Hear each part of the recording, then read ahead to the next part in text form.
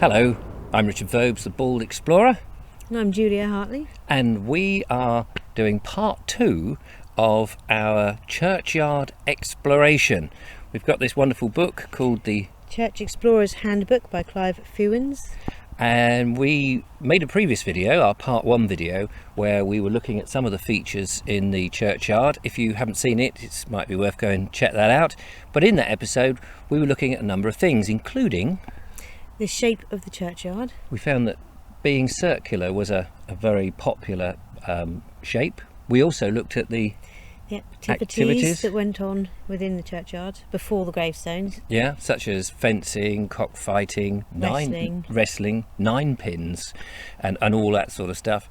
And also, one of the other things is we were looking at some yew trees. Yes, we mentioned yew trees. There was a theory about yew trees and how farmers would keep their cattle away, and that was one of the reasons that the yew tree was there. But we also know, We are also very aware that most yew trees in churchyards are descendants of ancient trees that stood on the site predating the churches. yeah, absolutely.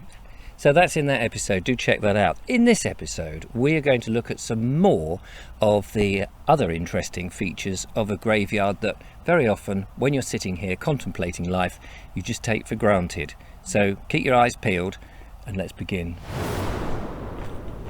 Now this church, this is St John's the Baptist Church at Findon. This one, unlike the one that we were at Thacombe, has a rather lovely lich gate, which is very beautiful. Did you know the word lich comes from the Anglo-Saxon word for corpse? Oh, that must make this a corpse gate then. Yes, indeed. Nice. Yes, because prior to the popularity of coffins, the Right. corpses would be wrapped in shrouds, and they would be brought to the lich gate to be sheltered from either the rain or the sun, waiting for the priest. Yes. Now, if I remember rightly, the beginning of the ceremony, the funeral ceremonies, would start here at the lich gate. That's right. And then they would carry on up to the porch of the church, For a second phase. And then they would move into the chancel For the solemnities. for the final solemnities. Yes. And then I guess they go out Then eventually out to the burial. Yeah, interesting. So, it's not just a pretty gate entrance, the lich gate. I had always wondered about lich gates for that. There you are. Well, that was interesting, Julia. We just got kicked out of the Findon churchyard by the vicar, who was not terribly polite to us. Yes. So instead, we've hot-footed over to Washington, which is not too far away, and we're now at St Mary's. And just coming through the door here, Julia, I noticed there is a war memorial there, and it's got one of those crosses that we've been reading about in the book. Yes. Like you say, I've just been reading about that. It's a Celtic wheel-headed cross. When does that date back to? It dates back to pagan times. Oh, and I think, did we not see that it originally came from the Mediterranean, that symbol? Yes. Oh, fascinating. Julia, I brought you over to this side of the church. Do you know what side this is? The north side. Yes, the north side of the church. Now, it's interesting because back in the medieval period, and even as far as the 18th century, superstition about the north side was quite rife, really, because although people still believed in the devil and they knew that the devil was excluded from inside the church, they actually believed that the devil could be lurking outside the church, and in particular in the churchyard on the north side. Why do you suppose the north side? Well, because the sun didn't reach that side. That's it, because the sun wouldn't get there, so it's a place for the devil to hide. Ooh, creepy. Yeah, absolutely. Now the thing is, that means that people didn't want to be buried there because they didn't want, the devil getting up to mischief with them or taking their souls, yes. All that sort of malarkey. And actually that's why you'll find more on the north side, back in those days, more sort of unbaptized children, criminals, and even suicides. So it's interesting. Although this church, actually, if you have a look round, there's very little on the south of this church. So they had no choice but to, I suppose, go a little bit to the east, west, and a little bit to the east, but mostly on the north. So this is one that is an exception to the rule. Yes. There was a period for about 30 years between the 50s to 70s where some of the gravestones would actually be cleared away from the centre of the yard and put up against the boundary wall. As John Betjeman described in his poem The Graveyards, they looked like playing cards. That practice is no longer in use, is now discouraged, and actually any broken memorials are now only removed about 50 to 70 years after they've been buried. It's very interesting seeing them there. Then, of course, there was the body snatchers. This was a profession that was rife in the middle of the 17th century. It was a period when the medical profession were fascinated with the human body and wanted to know what went on inside, and so bodies were being dissected to find out how they worked. Criminals who'd been hanged, their bodies were being taken to the hospitals, to the surgeons, in front of students to be dissected. But unfortunately, demand outstripped the supply, and soon nefarious people seeing an opportunity to make money would creep into graveyards such as this, dig up freshly buried corpses and take them to the doctors. Now, believe it or not, it was not against the law to dig up a corpse and take it to the doctors. It didn't actually stop until new legislation came in 1831.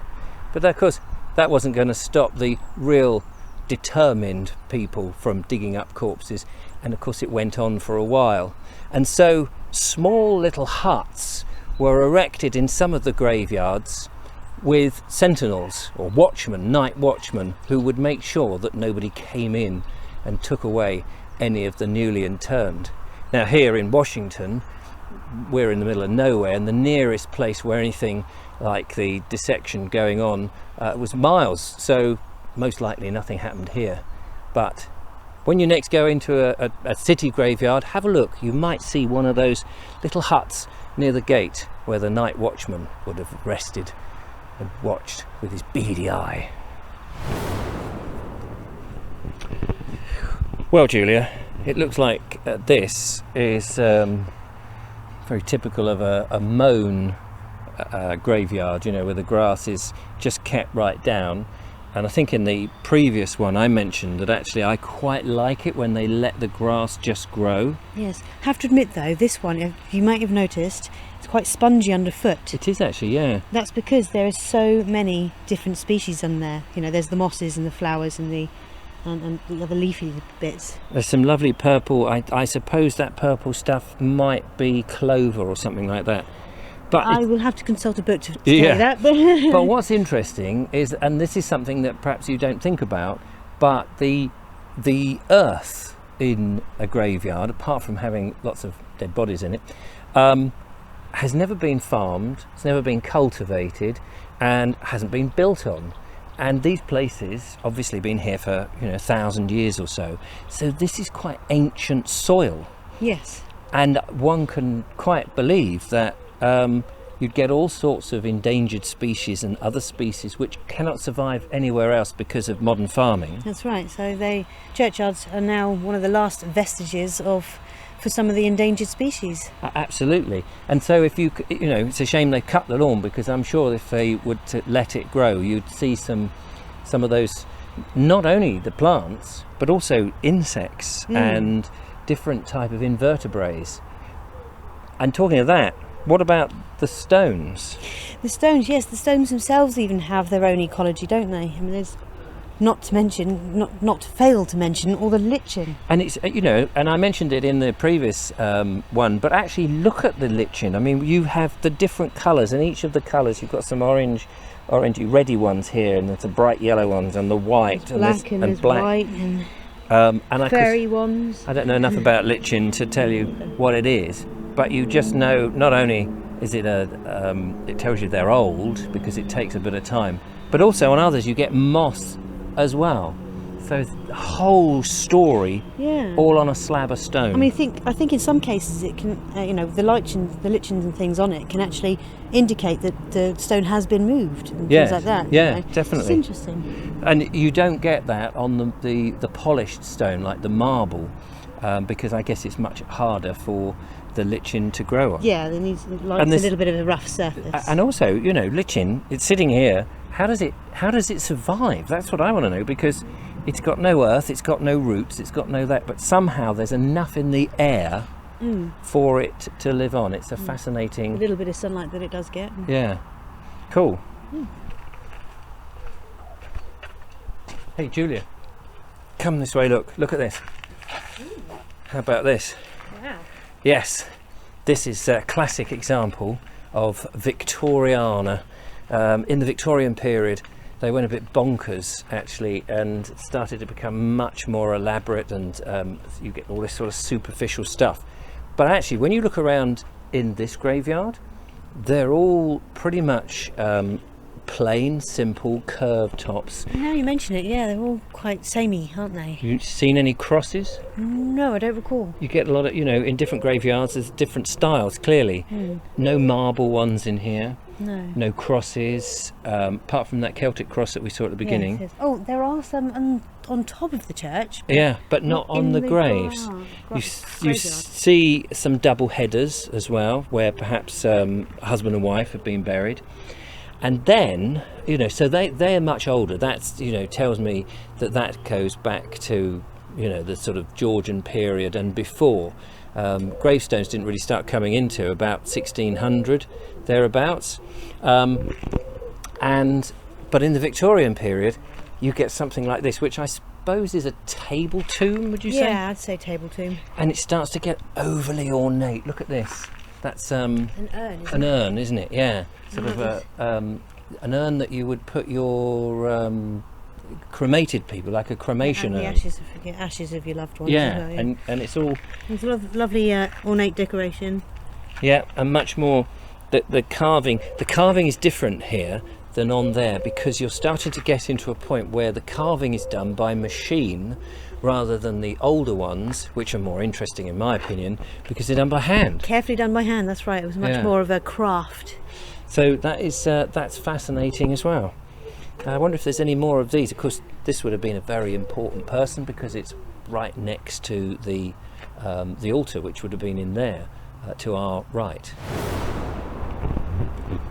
Well, we've run out of time yet again. It happened so quickly. It's a shame, isn't it, Julia? Yes. There is so much more that we could have looked at in the book, and of course there's all the stuff on the inside. There's the exterior of the church, the tower, the whole building structure and everything that we could look into, and maybe we could do that on another video. Maybe we will.